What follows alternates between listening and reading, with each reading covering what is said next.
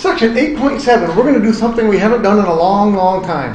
I don't think we've done it all semester long. We're going to do limits. Oh, you're all so excited, I can tell. All right, so back in Calc 1, we did limits. And the limits that were interesting were the ones that we called indeterminate form. And in Calc 1, what did we mean when we said a limit was an indeterminate form? What were the indeterminate forms? There were two of them.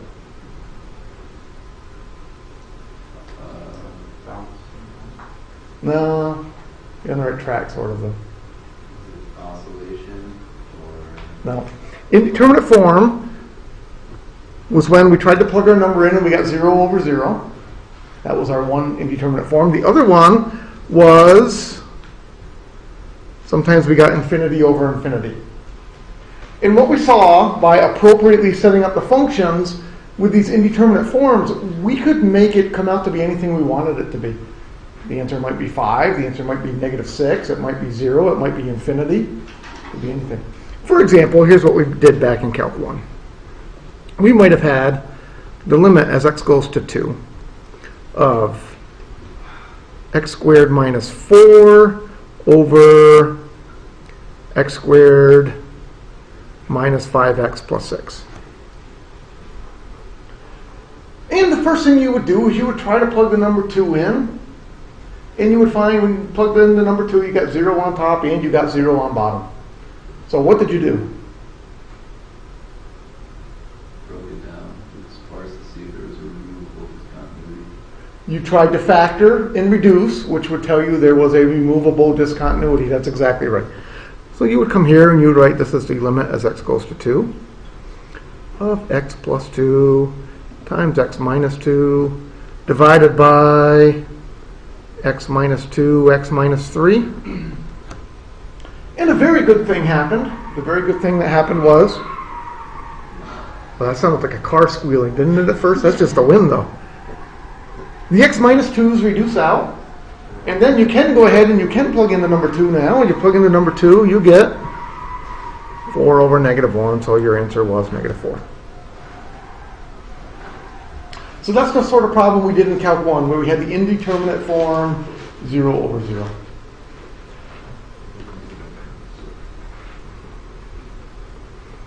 Or we might have had something like the limit as x goes to infinity of 3x squared minus 5x plus 9 divided by 4x squared plus 6x minus 8. This is in the form infinity over infinity, because when x gets really, really big, the top gets really, really big, the bottom gets really, really big. What did we do?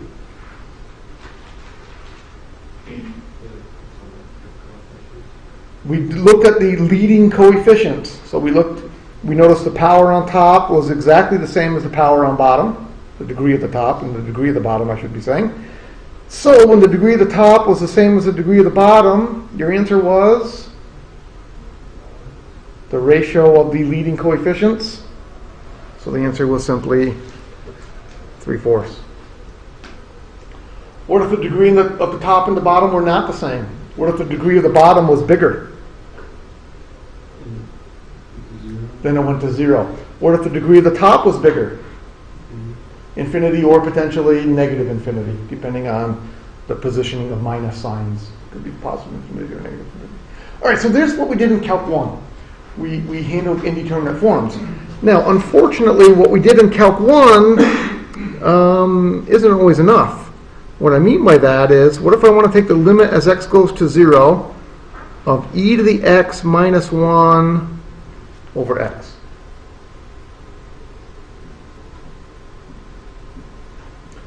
That's an indeterminate form. Why is that indeterminate?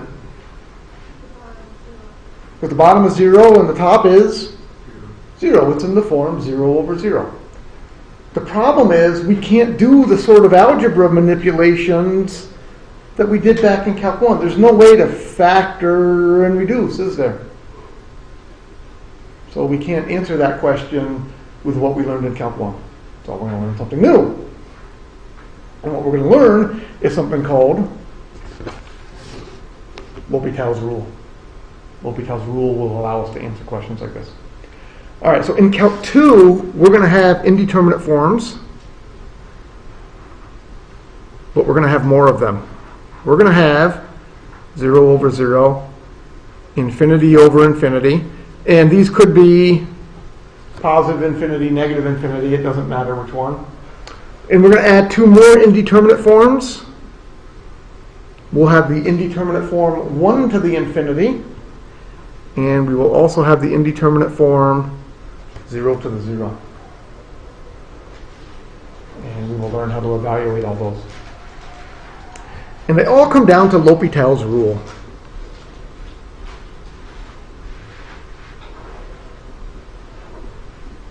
Which says, assume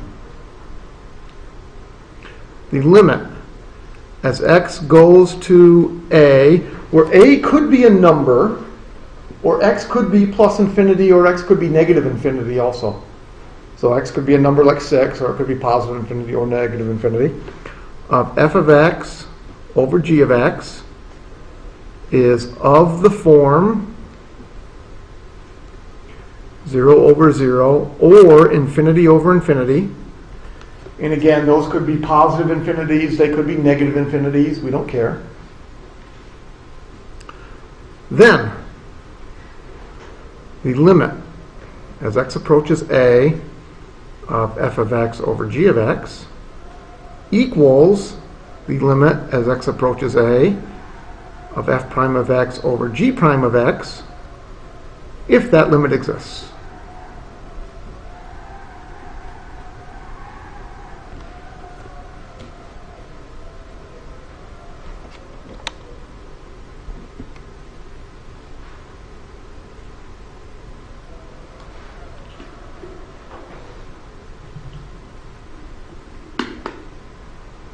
The first thing of importance to note is that, notice I took derivatives here,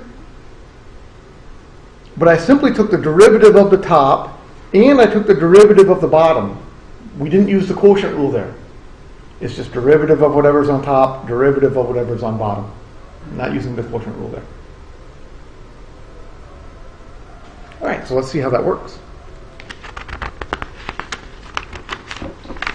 Limit as x goes to 0. E to the x minus 1 over x. We already noted that that was in the form 0 over 0. When I tried to plug 0 in, I get 0 on top, I get 0 on bottom. According to L'Hopital's rule, what I can do is I can take the derivative of the top. What's the derivative of the top? E to the x. And I divide by the derivative of the bottom.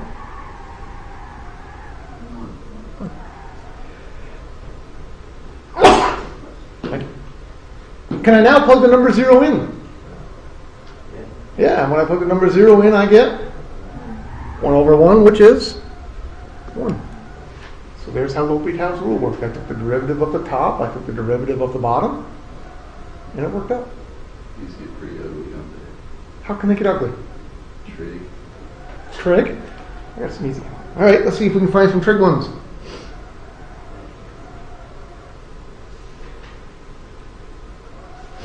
Limit as x goes to 0.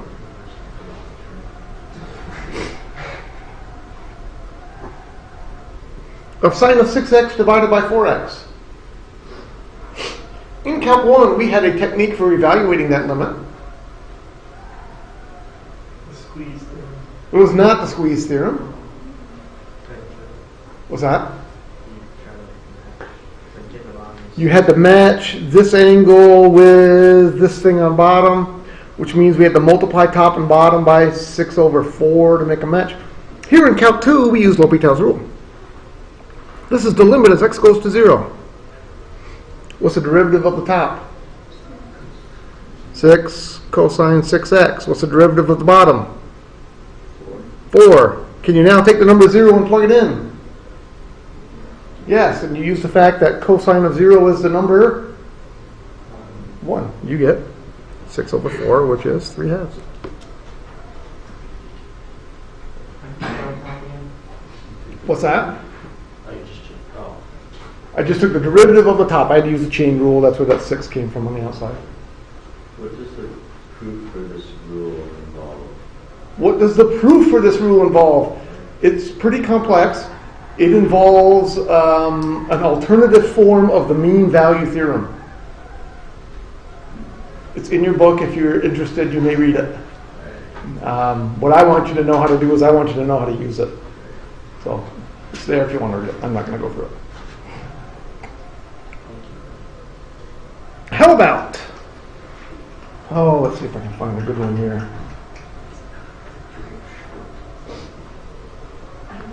The limit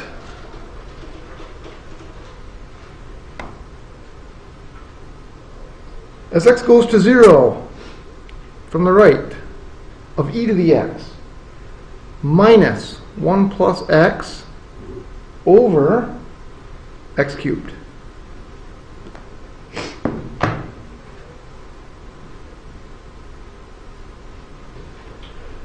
Well, once again, the first thing I would try to do is I would try to plug in 0. If I plug in 0, what happens? 0 on top and 0 on bottom. So what do? I go talk to L'Hopital. He tells me this is the limit as x goes to 0 from the right. Derivative of the top. E to the x minus 1. Derivative of the bottom. 3x squared. Can I plug 0 in now? No. What happens when I plug 0 in? I get 0 on the bottom. What do I get on top? I get 0 on the bottom and 0 on the top. What do I do? Do it again. Sometimes you have to use L'Hopital's rule more than once. Here's a good example. I do it again. This is the limit as x goes to 0 from the right. What's the derivative of e to the x minus 1? E to the x. What's the derivative of 3x squared? 6x. Now what happens when I try to plug in 0? I get 1 on top, but I get 0 on bottom. What happens when you get 1 on top and you get 0 on bottom? You have a vertical asymptote. So undefined would be okay, but usually when we have a vertical asymptote, we try to give the answer as plus infinity or minus infinity if we can. So would this one be a plus infinity or a minus infinity? Or perhaps the answer is does not exist. Can't do it again. I can't do it again because it's not in the form 0 over 0 anymore. For L'Hopital's rule to work, it's got to be 0 over 0. It's unfortunately now in the form 1 over 0. Can't do it again. Well, what's happening? This is getting close to the number 1. This is getting close to 0. What happens when you take a number close to 1 and you divide it by something smaller and smaller and smaller? Like, what's 1 divided by 1? What's 1 divided by 0.1? 10. What's 1 divided by 0.01? 100. So what happens when the top is 1, but the bottom's getting smaller? It gets bigger and bigger, it gets close to positive infinity. And how do we know it's positive infinity this time and not negative infinity? That's why this little plus sign is there, which tells us our bottom is positive. If this little plus sign were not there, then our answer would be does not exist, because it could be plus infinity, it could be negative infinity. But since we were told we're approaching 0 from the right, we're guaranteed that the bottom is positive, which tells me I have positive over positive, which is positive. So sometimes you do have to use L'Hopital's rule more than once. And sometimes when you use L'Hopital's rule, you still don't get an answer which is a number. You can end up with infinity or negative infinity or does not exist. Why can't we do it again? Why can't you do it again? In order for L'Hopital's rule to work,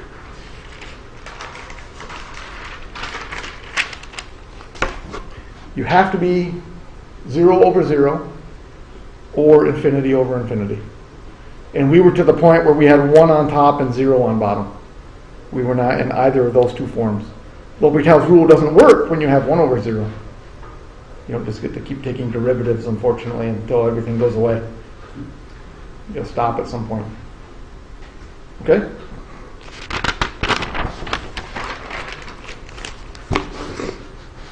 All right, let's try, how about, falling down on me.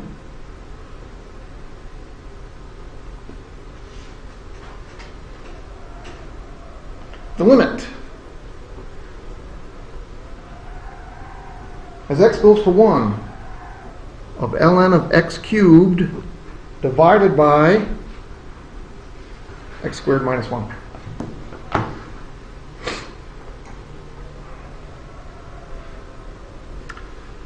As always, we try to plug the number 1 in. What happens when we try to plug in the number 1? 0 over 0. So we go use L'Hopital's rule. This is the limit as x goes to 1. What's the derivative of ln of x cubed? 3 times 1 over x, because it's, I'm going to do it in a couple steps. It's 1 over x cubed times 3x squared. It's really a chain rule problem. It's 1 over whatever's in there, 1 over the x cubed times 3x squared. And derivative of the bottom? 2x. All right, so just simplifying, this is limit as x goes to 1 of 3x over 2x.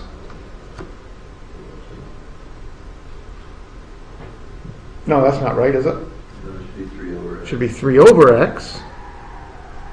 I was going to get lucky and get the right answer anyway, even though I made a mistake, because now I plug in the number 1 and I still get 3/2. So that doesn't usually happen. You usually don't make a mistake and get lucky and get the right answer, but I would have in that case.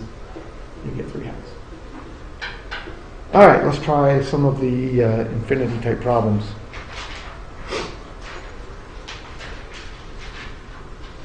The limit as x goes to infinity of e to the 3x over x.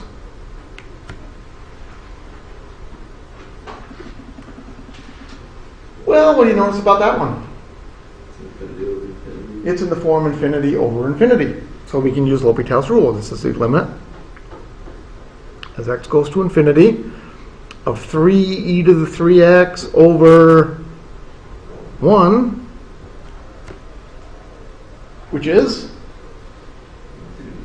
infinity. Why is it infinity? Because it's over 1. It's in the form infinity over 1. That's infinity.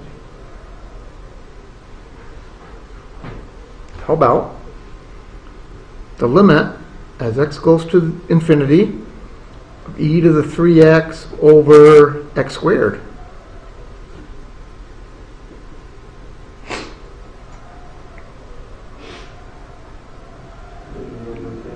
It's infinity over infinity, so I use L'Hopital's rule. That's the limit as x goes to infinity of 3e to the 3x over 2x. Not 1. We have to do it again because we're still in the form infinity over infinity, aren't we? When x goes to infinity, these both still go to infinity. We do it again.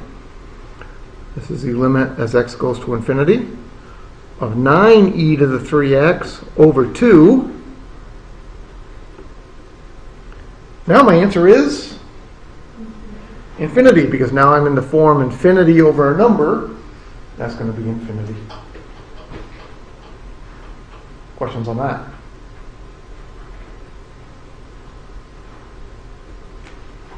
Limit as x goes to the infinity of e to the 3x over x to the 100.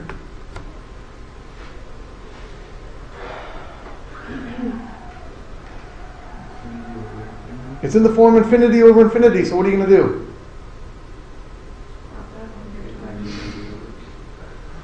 You're going to have to use L'Hopital's rule how many times? You're going to have to use it 100 times, aren't you? Yeah. The point is, what's going to happen? You're going to have to keep doing L'Hopital's rule over and over and over again. Eventually, what are you going to end up with on bottom? A big number. You're going to end up with 100 factorial, but eventually you'll get a number on bottom. What's going to happen on top? It'll still have an e to the 3x in it, won't it? So this is going to end up being, you do L'Hopital's rule 100 times, you're going to have the limit as x goes to infinity of 3 to the 100 e to the 3x over 100 factorial. Well, what's that limit? Infinity. Would it matter what number I put on bottom for my power? No, if I put x to the 10,000 there, what would have to happen? You'd have to use L'Hopital's rule 10,000 times, but eventually you would be left with just a number on bottom. And you'd have the e to the 3x still, your answer would still be infinity. So as long as the e on the top. So what's the moral of the story? The moral of the story is eventually e to the power gets bigger than x to any power. Eventually the e is bigger. It doesn't matter how big the x to the power is, eventually the e gets bigger. E grows faster than x to any power. All right.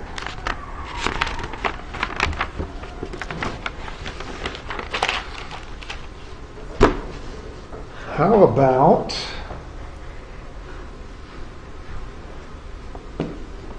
here's a good one. You guys said you like trig ones a lot. The limit as x goes to infinity of cosine x over x.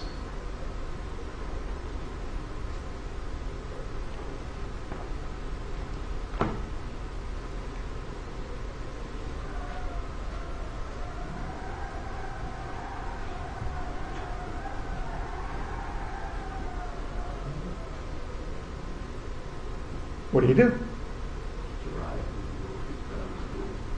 Use L'Hopital's rule? Well, when x goes to infinity, x goes to infinity. When x goes to infinity, what does cosine x get close to?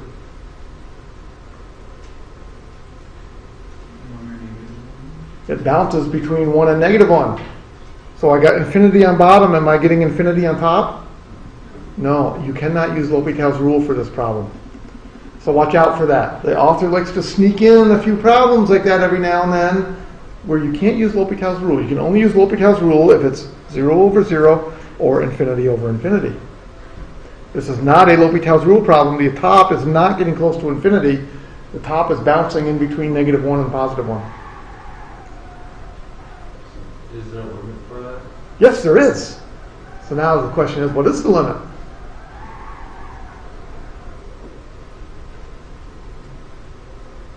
Oscillating. 0. Why 0?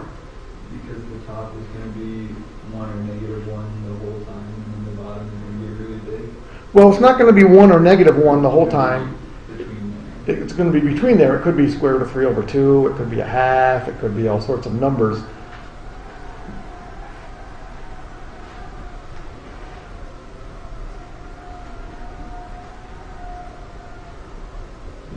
What you just said, though, is that the top is always in between negative 1 and 1.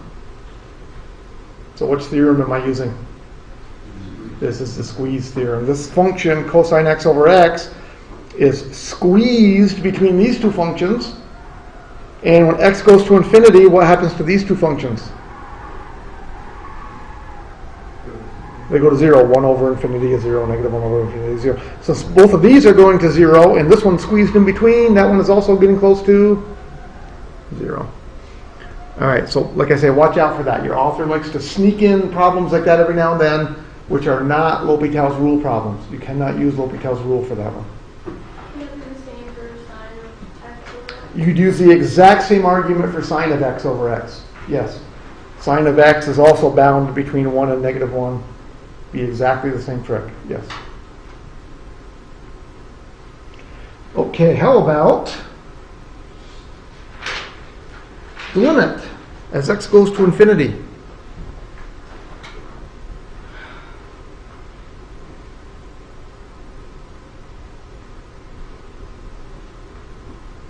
Of x ln x.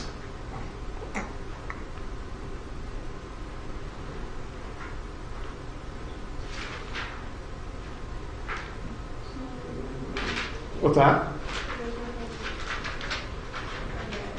Yeah, there's no fraction. I agree. Is that a problem?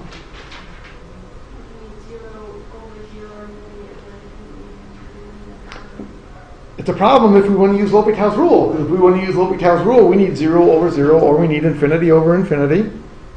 I don't have that. What do I have? What happens when x goes to infinity? X gets close to infinity. When x gets close to infinity, what does ln x do? Gets close to, not 0, gets close to infinity. Ln x has this basic shape. So this is in the form infinity times infinity. What's infinity times infinity? Really big infinity, isn't it? Again, not a L'Hopital's rule problem.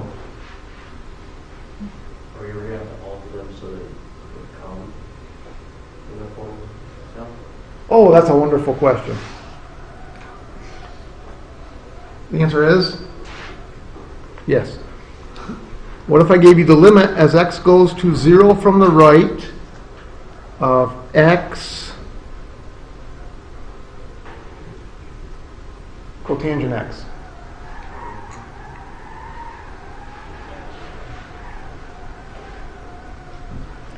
Well, when x gets close to 0, x gets close to 0. Sounds redundant. When x gets close to 0, what does cotangent get close to? It's got an asymptote there, doesn't it?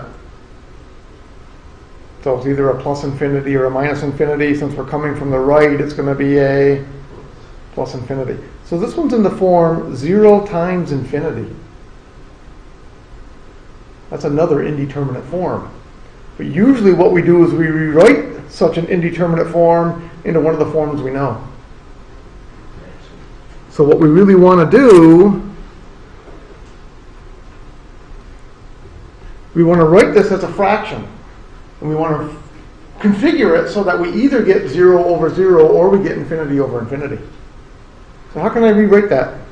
Any good thoughts? Break it down into sine, cosine. I could break it down into sine and cosine. That's harder than what you really need to do. How about if I just leave the x on top and I put tangent on bottom? Cotangent is 1 over tangent. Now what happens when x goes to 0? I get 0 on top.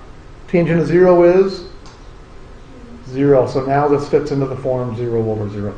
So sometimes that happens. If you get the form 0 times infinity, this is the sort of thing you're going to have to do. You're going to have to rewrite it so it's 0 over 0 or infinity over infinity.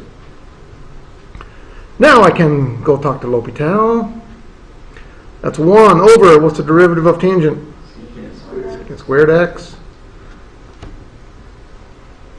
I plug 0 in now. Secant of 0 happens to be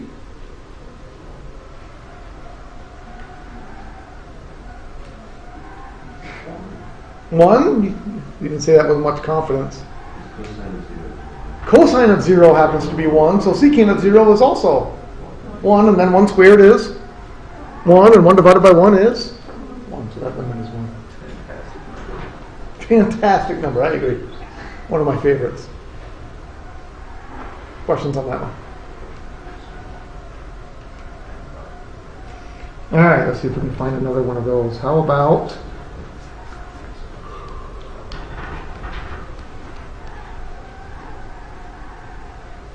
the limit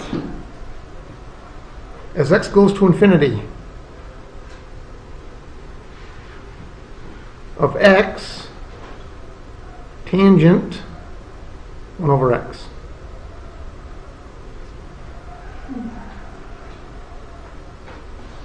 Once again, when x goes to infinity, this x gets close to infinity.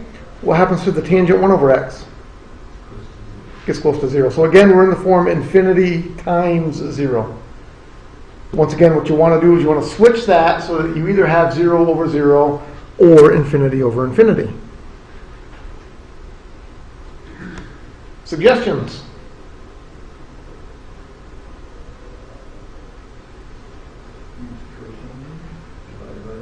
Use cotangent? All right, well, let's write that down and see what we think. Oops.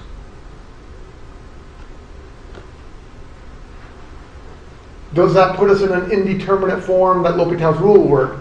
I now clearly have infinity on top. When x gets close to infinity, 1 over x gets close to 0. So cotangent of 0 is getting close to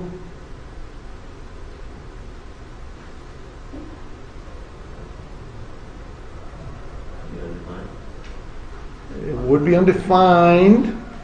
Cotangent of 0 is undefined. But when I'm getting close to 0, cotangent has a vertical asymptote at 0.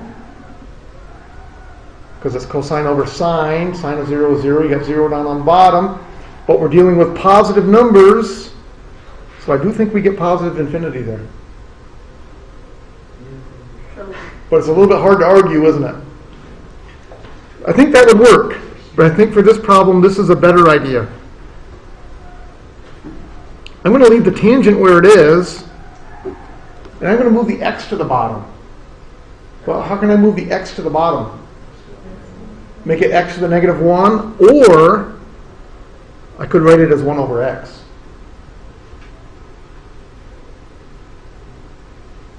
Now look what happens when x goes to infinity. I get tangent of 0, which is 0, and I get 0. I'm in the form 0 over 0. So sometimes it's easier to move the x, sometimes it's easier to move the trig function. It kind of depends on the problem. I do think this technique would work. I think that's the more standard technique. How is it you can just change the x to 1 over x?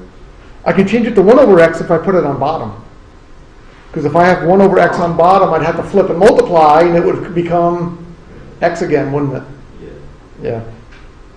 Although I do kind of like, I think Charles said, write it as x to the negative 1. I do kind of like that idea. I think I would write this as tangent x to the negative 1 over x to the negative 1, because that's going to make taking derivatives easier. I prefer to have powers than I do fractions. It makes derivatives easier. Anyway, we now have that in the form 0 over 0, which is what we really need. That's a limit as x goes to infinity. What's the derivative of tangent? Negative x to the negative 2 secant squared of x to the negative 1. You gave me a lot more than I asked for, but you are correct. The derivative of tangent is secant squared. So we're going to have secant squared x to the negative 1. And then we need to take the derivative of the inside, which is negative 1 x to the negative 2. Which is what I think you said altogether. Yeah. And then I take the derivative of the bottom. That's negative 1 x to the negative 2. Well, I like that a lot because those all reduce to be the number 1. Now, what happens when x goes to infinity? When x goes to infinity, remember that this is a 1 over x, so 1 over x gets close to 0, and then secant of 0 is 1. So we get the answer 1 again.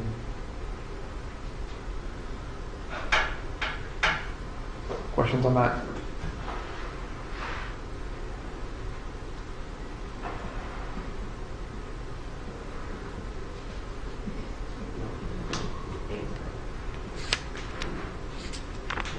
All right, our last sort of indeterminate forms involve exponents. We might have something like the limit as x goes to infinity of 1 plus 1 over x all to the x. Plus. What happens when x goes to infinity? The inside gets close to 1 plus 0, which is 1, and the power. So this is in the form 1 to the infinity. That's an indeterminate form. That can turn out to be anything. What do you do? Any ideas?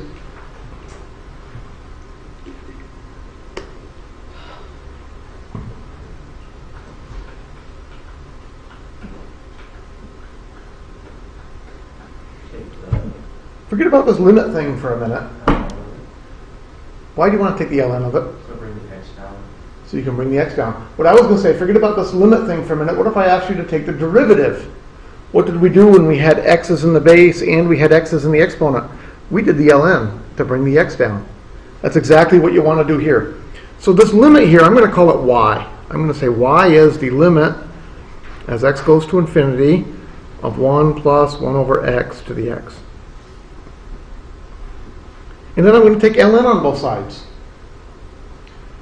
So this is going to become the limit as x goes to infinity of x ln of 1 plus 1 over x. I do the ln so I can take that x down.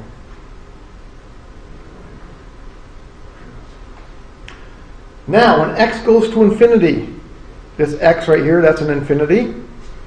And how about this ln?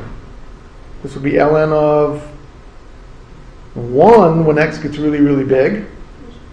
So I'm in the form infinity times 0. Ln of 1 is the number 0. So now I've switched it. I started in the form 1 to the infinity. Now I've switched it to the form infinity times 0. What do I do when I'm in the form infinity times 0? I take something down. Which one looks like it would be easier to go down? The x or the ln of... Yeah, the x looks like it's a lot easier to take down, isn't it? All right, so I'm going to rewrite this. This is limit as x goes to infinity. Ln of 1 plus x to the negative 1. I'm going to write it with negative powers again to make it easier to do derivatives. Divided by x to the negative 1. So same trick. I take the x down to the bottom. The x goes to the bottom with a negative power. Now I'm in good shape. Now I'm finally in the form 0 over 0. Now I can use L'Hopital's rule. Limit as x goes to infinity.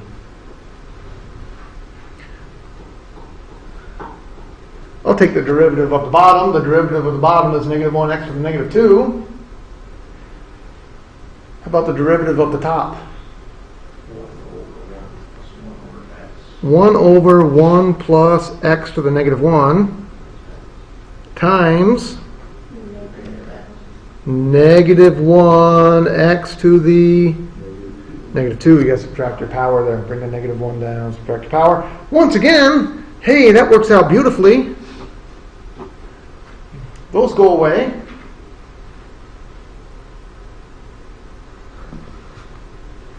Now, what happens when x goes to infinity? When x goes to infinity, what does this x to the negative 1 do? That's 0, because that's a 1 over x, so that's 0. So I've got 0 plus 1, and then I got a 1 on top. That's 1. So should we expect that when we bring the outer term to the bottom, that should cross out? When you take the derivative, it should cross out. Yes. You're absolutely correct. You don't have to do anything with that LMI. Like that was just to show. I'm not done yet. Oh, okay. You're right. Notice that we want this limit, don't we? But that's not the limit we just figured out. The limit we figured out is that limit. So what we have right now is ln of y equals 1. We really want y all by itself. So how do we get rid of the ln? E. So this limit, this is a very famous limit. Y equals e to the 1. That's correct. So that's a very famous limit. The limit as x goes to infinity of 1 plus 1 over x to the x is the number e. Questions on that one? Are you ever have to take like the anti-derivatives? No, you will never do antiderivatives. You will always do derivatives. No integrals. Isn't that a nice change? Yeah. A section with no integrals at all. We'll see. It's got to be an easy section, huh? All right, the last sort of limit we could have. It's actually very similar.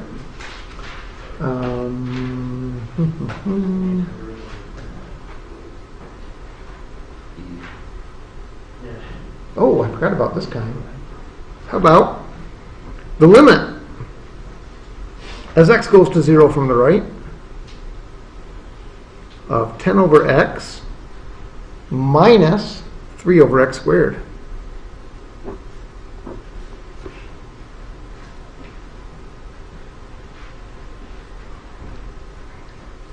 Fractions, yeah, there's going to be lots of fractions in this section, but no integrals. So, you get the good and the bad. What do you do? What happens when x goes to 0 of this one? 10 over 0, which gets close to? Not 0. Infinity. Right, if I take 10 and divide it by 0.0000001, I get a really big number. So this one's infinity. This one's also infinity. What's infinity minus infinity? Sometimes. Sometimes it's 0. Sometimes it's 6. Sometimes it's negative infinity. It can be anything. It's yet another indeterminate form. What you do for these is you get a common denominator. What's your common denominator? X squared. So you got to multiply this one top and bottom by x. So this is what you're going to do when you have the infinity minus infinity ones. You're going to get a common denominator and put them together. 10x minus 3 over x squared.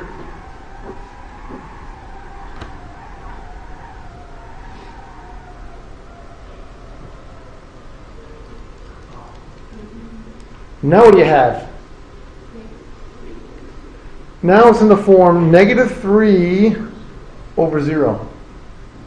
So what do you do?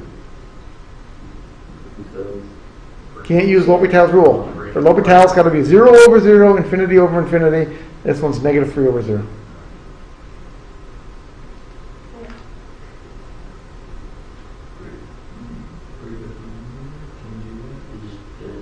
Well, if I break up the numerator, I'm right back to where I started. So yes, I can do it, but it doesn't help a whole lot. Just a few minutes ago, when I said right here, we're in the form 3 over 0, you told me the answer was infinity, didn't you? If I take 3 and divide it by a really, really little number, don't I get infinity? Now I'm in the form of negative 3 over 0. What happens if you take negative 3 and you divide it by a really, really, really little number? You get negative infinity. There's no L'Hopital's rule or anything involved with that one. Just think it out. It's a number over 0 that's either plus infinity or minus infinity. That's it. Questions on any of those problems? Any questions about L'Hopital's rule? You know that's negative because it's a negative 3. You know it's negative because it's a negative 3. That's correct. Yep. So would it matter if we were approaching 0 in this limit on the right or the left? Yes, but it's very subtle.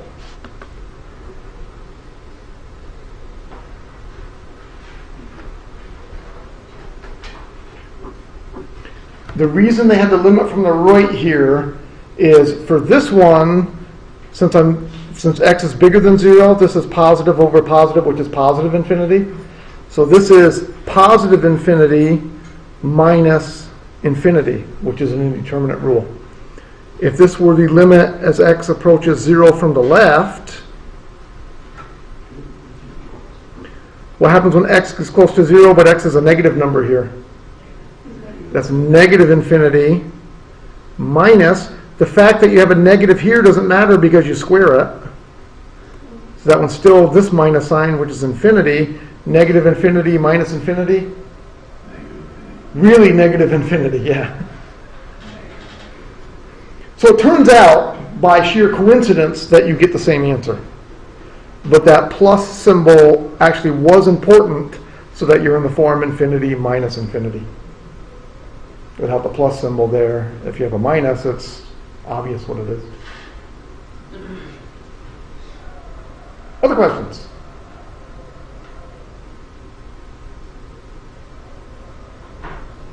Are there a lot of different indeterminate forms? I think we've seen them all. So, 0, 0 over 0, infinity over infinity, 1 to the infinity. I don't think I did one of this form, 0 to the 0. 0 to the 0, you do it exactly the same way you do 1 to the infinity. You're going to use an ln to bring your power down. Works exactly the same way. Infinity times 0, in which case we saw that you moved one of them down. And then infinity minus infinity, I think is the last one.